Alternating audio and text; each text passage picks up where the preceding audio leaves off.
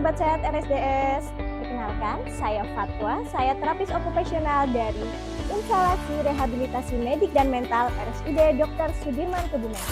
Oke, kali ini kami akan mengenalkan inovasi baru kami yang bernama Grocery.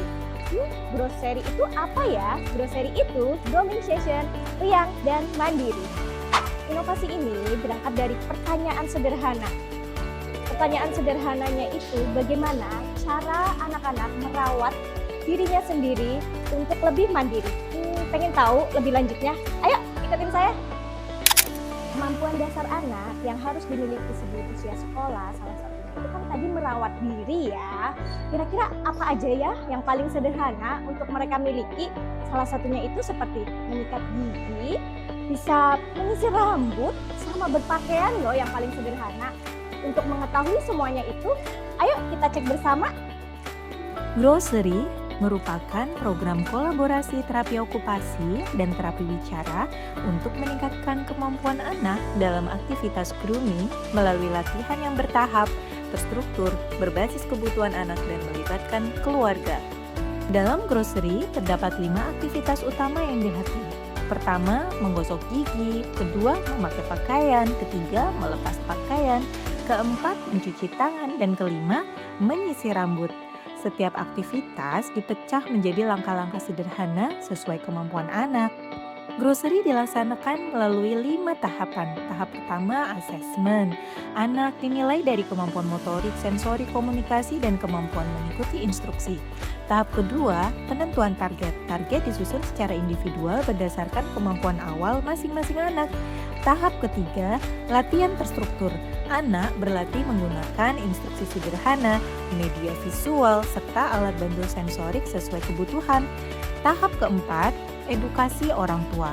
Orang tua diberikan panduan agar latihan dapat dilanjutkan di rumah.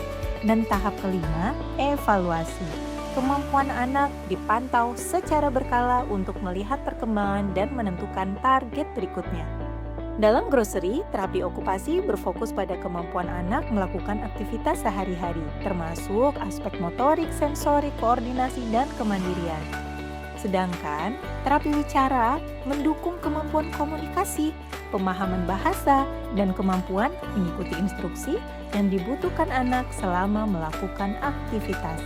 Keduanya kenapa dilakukan? Ya karena kami percaya kemandirian anak membutuhkan kolaborasi. Dalam simulasi implementasi awal selama 4 minggu pada 10 anak, kami menggunakan penilaian sederhana berdasarkan tingkat bantuan yang dibutuhkan anak dalam melakukan aktivitas grooming. Hasil simulasi menunjukkan adanya perkembangan pada awal program, misalnya hanya sekitar 20% anak yang mampu melakukan aktivitas grooming dengan bantuan minimal. Setelah latihan dilakukan secara bertahap dan konsisten, angka tersebut meningkat menjadi sekitar 70%. Kemampuan mengikuti instruksi juga menunjukkan perkembangan.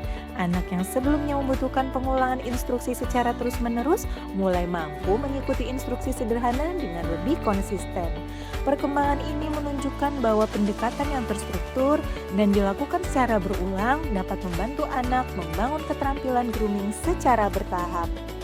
Grocery juga membawa perubahan bagi keluarga. Orang tua mendapatkan panduan yang lebih jelas mengenai apa yang harus dilatih, bagaimana memberikan bantuan, dan kapan mengurangi bantuan tersebut. Dengan demikian, latihan tidak berhenti di ruang terapi. Grooming menjadi bagian dari rutinitas anak di rumah. Bagaimana Sobat Sehat RSDS?